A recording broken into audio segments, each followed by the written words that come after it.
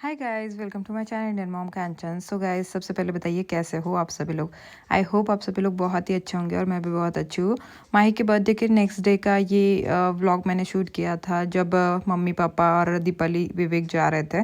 Actually ये लोग किसी शादी में जा रहे हैं, रिलेटिव मतलब किसी क्लोज रिलेटिव के यहाँ पे ही शादी है, तो वहाँ पे जा रहे हैं।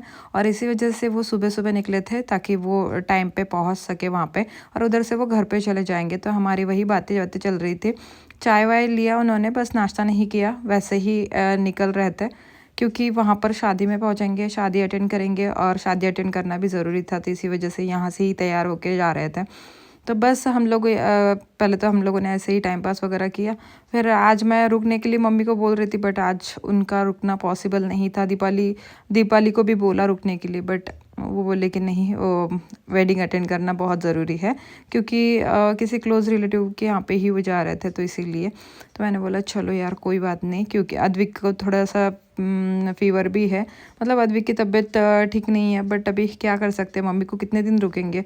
और मम्मी का कैसा है ना, आपको एक मम्मी की बात बताती हूँ।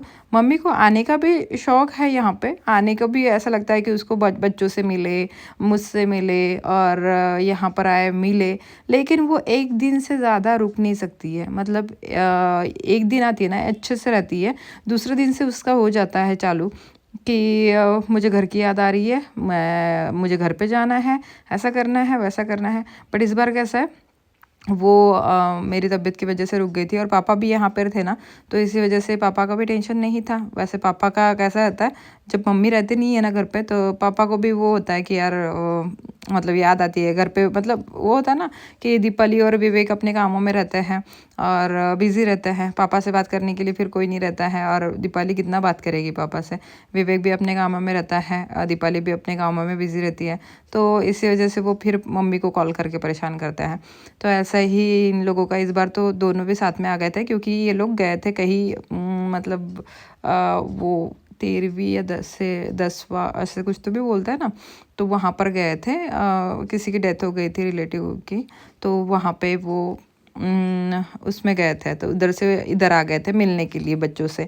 तो बच्चों से मिले तो पता चला कि बच्चे की मतलब बच्चों की तबीयत ख़राब है। मेरा भी पेट दर्द कर रहा था। हम लोग वहाँ पे गए ना बहरम में, तो उधर सबकी ही तबीयत ख़राब हो गई थी, मतलब दीपाली की और उधर भी मम्मी की, पापा की, विवेक की, सबकी तबीयत ख़राब थी।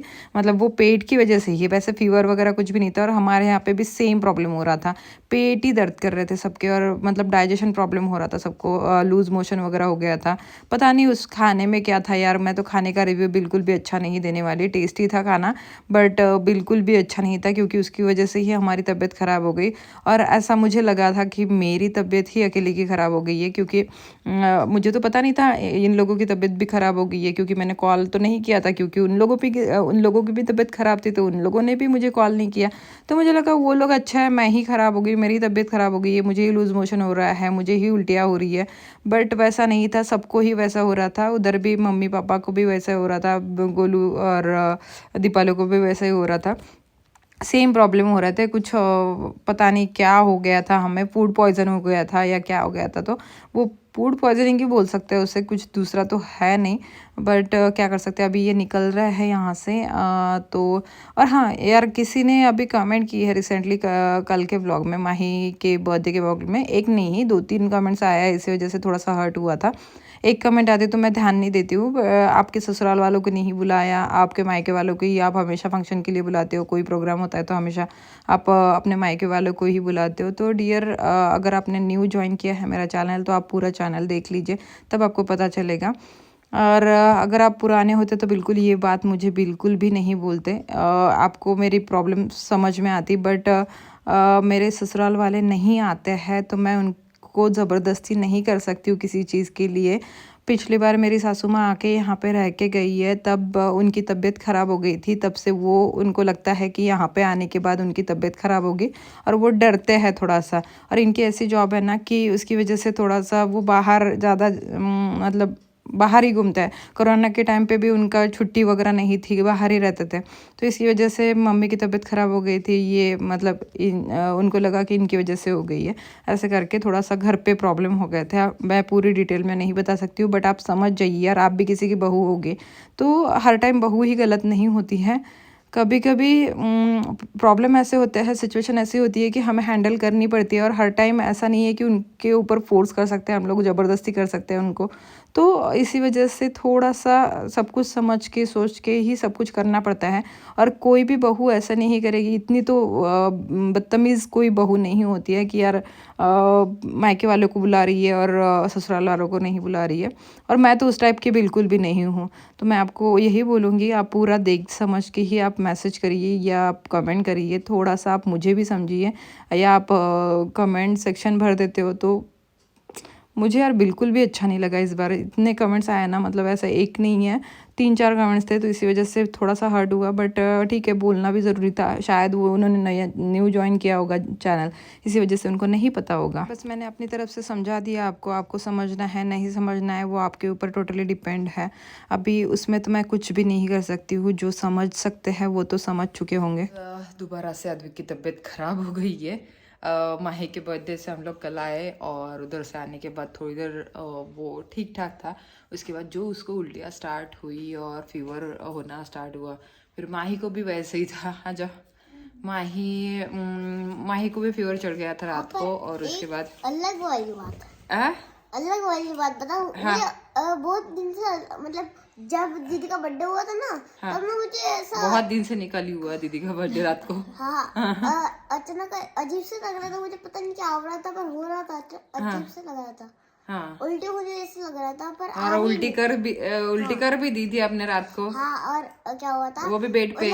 हाँ, बेड में तो करी थी, पर आज वो डकार आज बंद हो गई।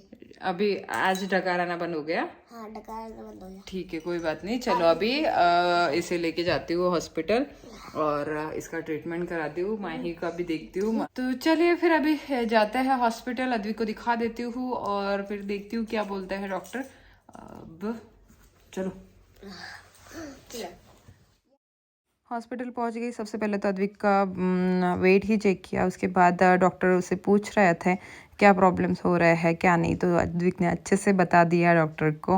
और वैसे वो उतना तो है यार, मतलब वो बिल्कुल भी शर्माता नहीं है, अच्छे से बता भी देता है। और हाँ, आप लोग गेस करना कौन से हॉस्पिटल में आई हूँ। अगर आप अमरावती से हो तो गेस कर ही पाओगे। और बस यहाँ पर अद्विक का चेकअप होगा। अद्विक को टैबलेट्स वगैरह, मतलब वो लिक्विड वगैरह दे दिए थे डॉक्टर ने लिख के, और अच्छे से प्यार से समझाते हैं। बचपन से इन्हीं की दवाई लगती है अद्विक को, मतलब बचपन से मैं यहाँ पर ही लेके आती हूँ और यहाँ पर ही वो ठीक होता है। तो इसी वजह से मुझे पता है कि यहाँ पर मैं लाऊंगी ना तो अद्विक अच्छा सा हो जाएगा 2 ही दिन में। और बिल्कुल भी सर टेंशन नहीं देते। जब भी मैं टेंशन में रहती हूँ ना तो सबसे पहले तो मुझे रिलैक्स करता है, उसके बाद अद्विक को देखते हैं।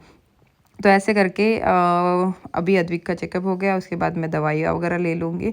और टेंशन की बात नहीं है, बट अद्विक तो थोड़ा सा उल्टियाँ वगैरह हो गई थी ना, तो इसकी वजह से फीवर थोड़ा सा ही था, ज़्यादा नहीं है। फीवर का प्रॉब्लम ही नहीं है अद्विक का प्रॉब्लम अलग था। मतलब अद्विक का जो प्रॉब्लम है वो मेटिन और वो डाइजेशन का प्रॉब्लम था। मैंने बताया ना आपको कि पेट दर्द और सब कुछ वैसे ही हो रहा है सबका।